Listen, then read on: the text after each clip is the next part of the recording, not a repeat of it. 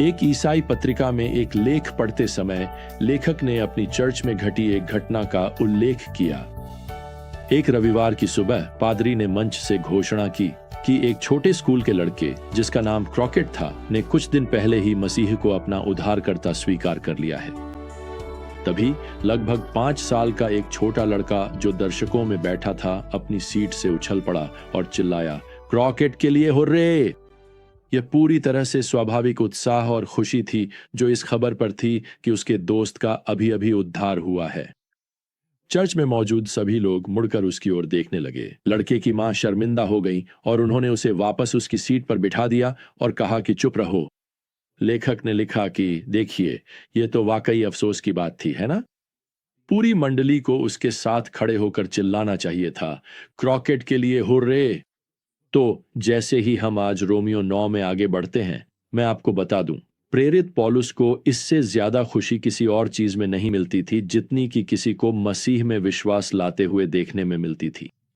और उससे ज्यादा दुखद बात उसके लिए कोई और नहीं थी जितनी कि किसी का प्रभु यीशु को स्वीकार करने से इनकार करना। तो जैसे ही हम यहां शुरू करते हैं, हम पौलुस के दिल की एक झलक देखने जा रहे हैं। उसने अपनी यहूदी जाति को अपने मसीहा को अस्वीकार करते देखा है। उसे पता है कि अब बहुत से लोग यह सोच रहे हैं कि क्या परमेश्वर इस्राएल को छोड़ देगा? क्या यहूदी लोग परमेश्वर की चुनी हुई प्रजा के रूप में अपनी स्थिति खो देंगे? ये वे सवाल हैं जिनका पौलुस अब यहां अध्याय 9 में उत्तर देने जा रहा है।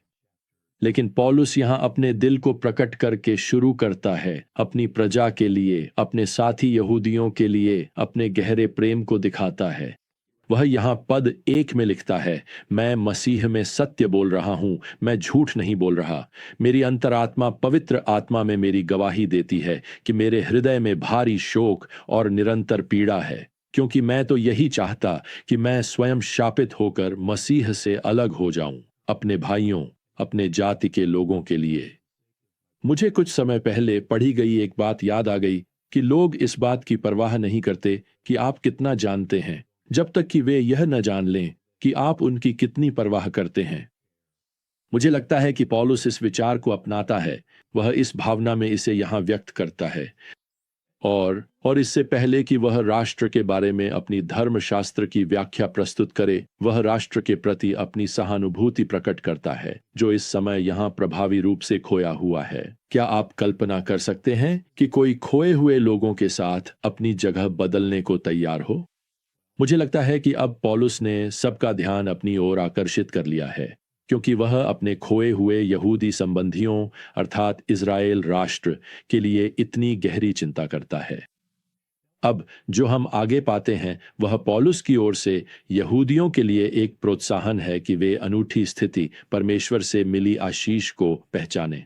तो यहाँ चौथे पद से शुरू करते हुए पौलुस इज़राइल की पहचान इतिहास को विस्तार से बताता है, आश्वासन देता है कि परमेश्वर के पास अब भी इज़राइल राष्ट्र के लिए एक विशेष योजना है। प्रेरित यहाँ 8 अलग अलग आशीषों को बताता है और पहली आशीष है दत्तक ग्रहण। पौलुस यहाँ चौथे पद में लिखता है, वे इज़राइली हैं और उनके लिए दत्तक ग्रहण है। वैसे यह नया नियम में एकमात्र स्थान है जहां इज़राइल को परमेश्वर के दत्तक पुत्र कहा गया है। तो पौलुस बस ये कह रहा है कि इज़राइल राष्ट्र परमेश्वर के चुने हुए राष्ट्र के रूप में उसके साथ यह विशेष स्थान बनाए रखता है। दूसरे पौलुस यहां लिखता है कि इज़राइल ने परमेश्वर की विशेष उपस्थिति का अनुभव किया। वह कहता है, उनके लिए महिमा है। अब यह परमेश्वर की महिमा डोक्सा की ओर संकेत है। यह ग्रीक शब्द हमें हमारा शब्द डॉक्सोलॉजी देता है, जिसका मैंने पहले भी उल्लेख किया है। पौलुस उस प्रत्यक्ष महिमा की बात कर रहा है जिसे इज़राइल राष्ट्र ने देखा था। मिस्र से निर्गमन के समय से ही उन्होंने परमेश्वर की महिमा को एक महान अग्निमय बादल के रूप में देखा। इसने भागती हुई इस्राएली जाति को पीछा कर रही मिस्री सेना से अलग कर दिया था, जो कि आप जानते हैं उनके पीछे दौड़ रही थी। उसकी उपस्थिति इस्राएल राष्ट्र के लिए कितनी बड़ी आशीष थी। तीसरे पौलुस यह भी कहता है कि इस्राएल के पास वाचाएं हैं। इस शब्द का अनुवाद समझौते भी किया जा सकता है। परमेश्वर ने व्यक्तिगत रूप से इसराइल के साथ समझौते या वाचा संबंध में प्रवेश किया था। अब्राहमी वाचा और अनंत राज्य की वाचा और दाऊद के माध्यम से सिंहासन की वाचा, ये सब परमेश्वर की इसराइल के लिए बिना शर्त दी गई प्रतिज्ञाएं थीं। हालांकि परमेश्वर अपनी योजना में अस्थायी रूप से इसराइल को एक ओर रखकर अन्य जातियों और यहूदियों से अपनी कलीसिया बना रहा है, फिर भी इसराइल राष्ट्र के लिए दी गई ये बिना शर्त वाचा की प्रतिज्ञाएं भविष्य में सचमुच पूरी होंगी, एक भूमि, एक राज्य, एक सिंहासन के साथ। अब चौथा, पौलुस लिखते हैं कि इसराइल को परमेश्वर के हृदय और योजना में एक विशेष स्थान प्राप्त है।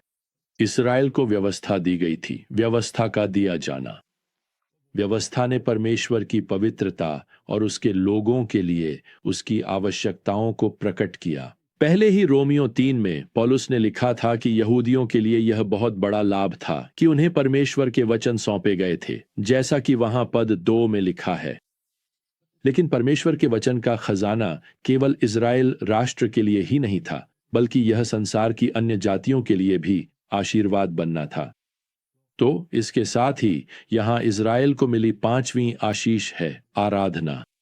आराधना से तात्पर्य है संपूर्ण मंदिर पूजा व्यवस्था जो व्यवस्था के अधीन थी। उसमें बलिदान, याजकाई, अनुष्ठान, प्रायश्चित के सिद्धांत, और ये बातें स्पष्ट रूप से उस अंतिम प्रायश्चित बलिदान की ओर संकेत करती थीं जो महान महायाजक स्वयं प्रभु यीशु ने दिया। दूसरे शब्दों में, इज़राइल के लोगों को परमेश्वर की उपस्थिति में पहुंचने का मार्ग दिया गया था। ये कितनी बड़ी आशीष है। यह है वह मार्ग जिससे आप परमेश्वर तक पहुंच सकते हैं। यह मार्ग इज़राइल राष्ट्र को दिया गया था और उनके माध्यम से सारी दुनिया को। खैर, छठी आशीष जिसका उल्लेख पौलुस यहां रोमियो 9:4 में करता है, वह है जिसे वह प्रतिज्ञाएं कहता है। ये प्रतिज्ञाएं मसीह के आगमन से संबंधित भविष्यवाणीपूर्ण सत्यों से जुड़ी है। यह प्रतिज्ञा तो उत्पत्ति 3:15 तक जाती है, जब अदन की वाटिका में कहा गया कि स्त्री का वंश आएगा और सर्प का सिर कुचल देगा। वे भविष्यवाणीपूर्ण सत्य जो पूरे पुराने नियम में इस्राएल को दिए गए थे, यीशु मसीह में पूरे हुए। अब सातवीं आशीष की बात करते हैं। इज़राइल को एक धार्मिक विरासत का आशीर्वाद प्राप्त था। पौलुस यहां 5वीं आयत में लिखता है, उनके हैं पितृपुरुष। ये वे विश्वास के पुरुष हैं जैसे अब्राहम, मूसा और दाऊद, जिन्होंने परमेश्वर में महान विश्वास दिखाया और उसका उदाहरण प्रस्तुत किया। इसके साथ ही पौलुस आशीषों के चरम बिंदु पर पहुंचते हैं। उनकी वंशावली से शरीर के अनुसार मसीह आया। दूसरे शब्दों में, मसीहा यहूदी राष्ट्र से आने वाला था। मसीह, जिसका अर्थ है अभिषिक्त, उसकी नसों में यहूदी रक्त बहता था। यीशु एक यहूदी हैं। और जानते हैं क्या? आप जानते हैं पौलुस यहां क्या करते हैं? वह बस इस सबसे बड़ी आशीष यीशु मसीह, यीशु अभिषिक्त, यीशु मसीहा के लिए कुछ हालेलुया और हुर्रे के साथ उत्सव मनाने लगते हैं। पौलुस यहां 5वीं आयत के अंत में अपना हालेलुया लिखते हैं। वह लिखते हैं, मसीह जो सब पर परमेश्वर हैं, सदा के लिए धन्य हैं, आमीन।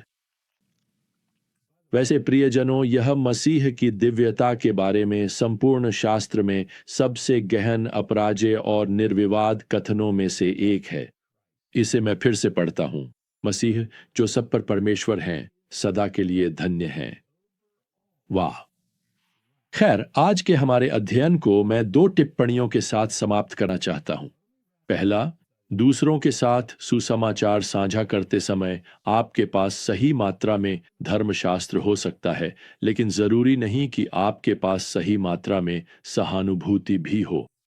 फिर से प्रियजनों, आपके जीवन में जो लोग खोए हुए हैं, आप उनसे अपने ज्ञान के माध्यम से पुल नहीं बनाते। आप वह पुल अपनी चिंता और उनके प्रति अपने प्रेम से बनाते हैं। पौलुस कुरिन्थियों के विश्वासियों को लिखते हैं कि यदि आप सभी रहस्यों को समझते हैं और आपके पास सारा ज्ञान है और फिर भी आपके पास प्रेम नहीं है, तो आप केवल एक तेज झंकारने वाले झांझ के समान हैं। लोग आपके द्वारा केवल शोर ही सुनते हैं।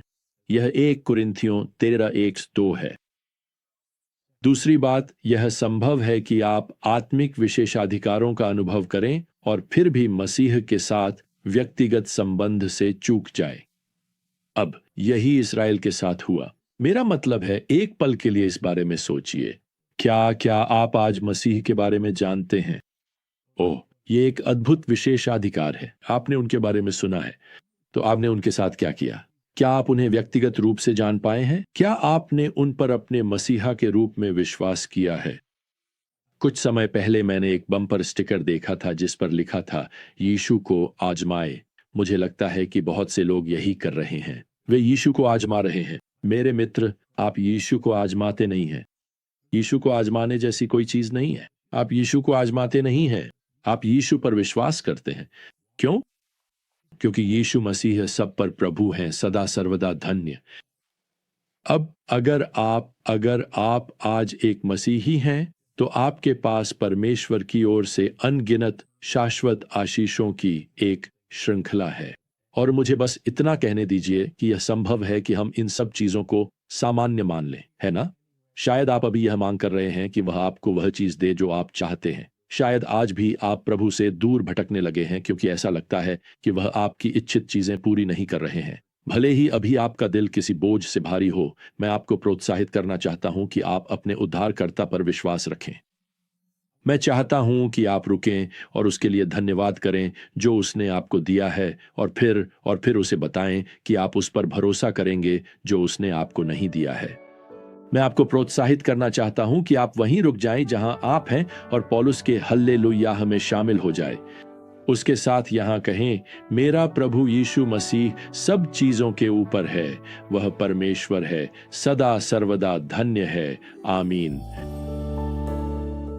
तो फिर जब तक हम फिर से यात्रा शुरू न करें प्रियजनों, प्रभु यीशु मसीह का अनुग्रह, परमेश्वर का प्रेम और पवित्र आत्मा की संगति आप सभी के साथ बनी रहे, आमीन।